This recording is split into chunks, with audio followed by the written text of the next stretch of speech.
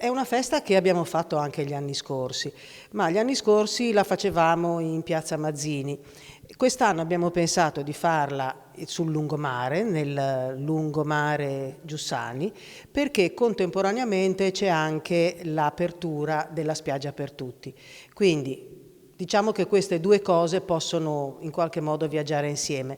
La festa è per i bambini, nasce dall'iniziativa che abbiamo con le famiglie nell'appartamento per le famiglie che è qua in Piazza Mazzini e vuole quest'anno allargarsi un po' di più.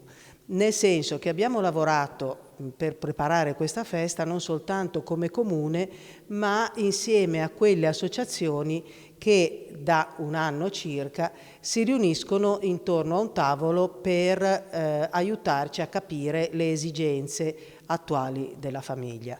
Quindi tutte associazioni che in qualche modo sono in contatto e lavorano con le famiglie.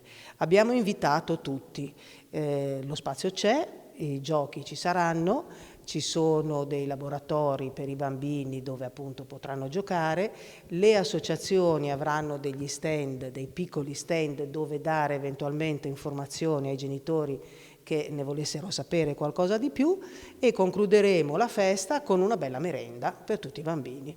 Contemporaneamente, ripeto, c'è anche l'apertura della spiaggia e quindi vedremo in qualche modo se riusciamo a fare qualche cosa di comune. La cosa alla quale io invito tutti è proprio la partecipazione a queste feste dedicate a quei bambini che frequentando le nostre iniziative appartengono a delle famiglie per un motivo o per l'altro un pochino più fragili.